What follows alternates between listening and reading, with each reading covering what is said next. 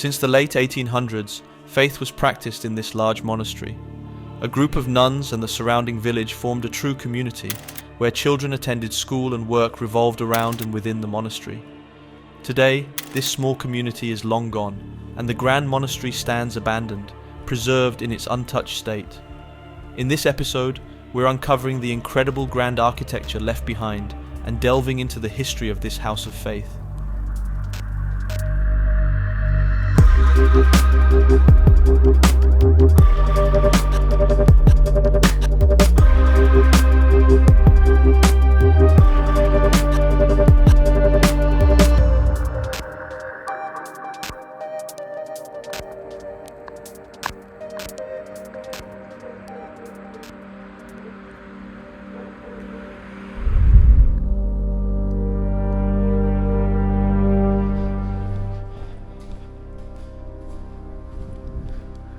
We're starting our adventure already inside, in one of the many corridors of the monastery. When operational, the monastery hosted multiple activities and served various functions. First, we wanted to head over to the main highlight of the building, the chapel.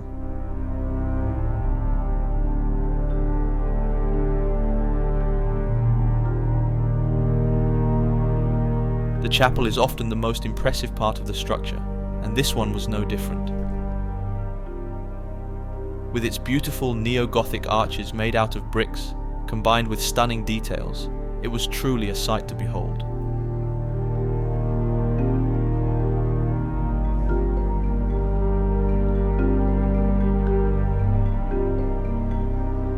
It's always baffling when such beautiful structures are left abandoned and decaying.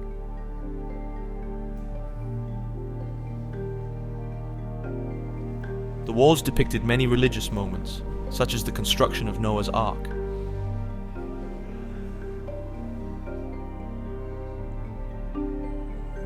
However, something unexpected was located here. On the wall, a large Torah was displayed, which is part of Judaism instead of Christianity.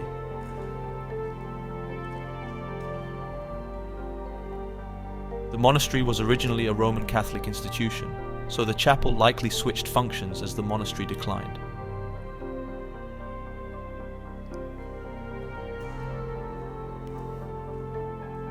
The story of this monastery dates back to the late 1800s. At that time, a small monastery was opened to house a growing religious group. Its popularity increased rapidly, leading to expansions over the years. A boarding school was incorporated here, including a bakery and many other activities. Around the 1890s, a large neo-Gothic chapel was constructed, completing the monastery as one of the grandest in the nearby area.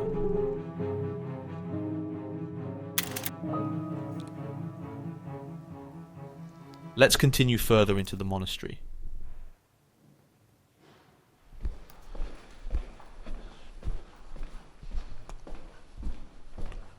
Many of the rooms were rented out as anti-squat units, so most of them were unfortunately emptied out.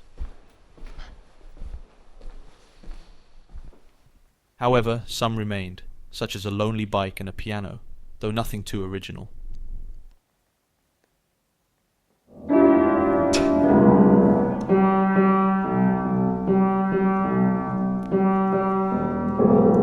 That's well loud, man.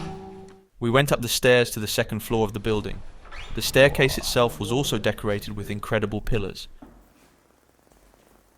showcasing the effort the architects put into the design.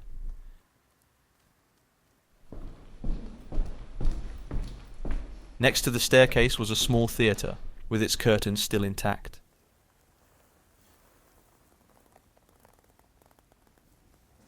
This theatre was used for general entertainment when the monastery housed a school.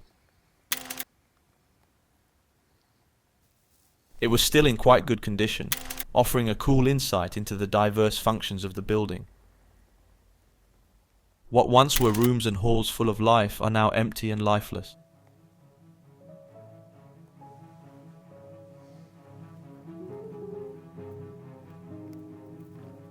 In the interwar period of the prior century, the monastery grew in size, even attracting German students from just over the nearby border.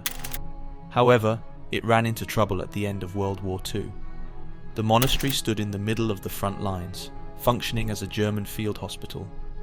Although the Red Cross flag marked it as a non-target, the Germans secretly housed artillery in the attic.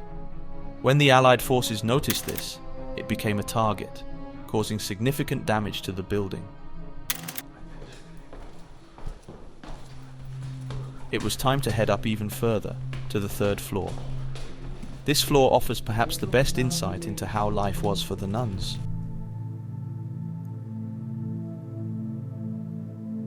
These small rooms with curtains were their living quarters. The nuns lived in true minimalism, not even having roofs over their rooms. It was unique to see this.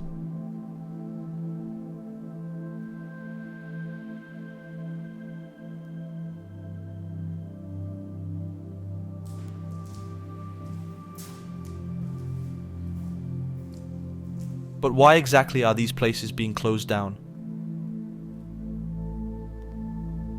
For this, we need to go back to the 1950s, when the monastery was at the height of its popularity. Like many others, this monastery made money from multiple sources, the main one being the boarding school. In the 1960s, laws surrounding boarding school subsidies were repealed, leading to its closure. This coincided with a stagnating number of nuns joining the monastery. After this, the building was converted into a regular high school, but the decline had already started. In 1995, the building closed down, with the last remaining nuns being transferred.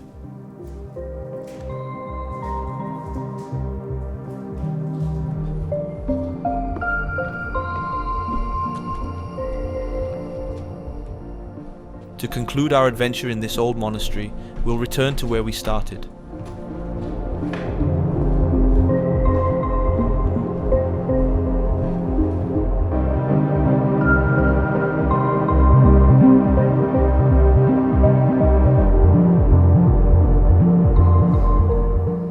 Stories like these are common to almost every monastery. With a decline in faith, large structures like these are no longer feasible. The big problem now facing many closed-down religious institutions is what to do with them. A couple of years ago, the monastery was bought to be converted into a hotel, but unfortunately, the plans fell through due to fraud. Today, the monastery is back up for sale, and its future remains uncertain.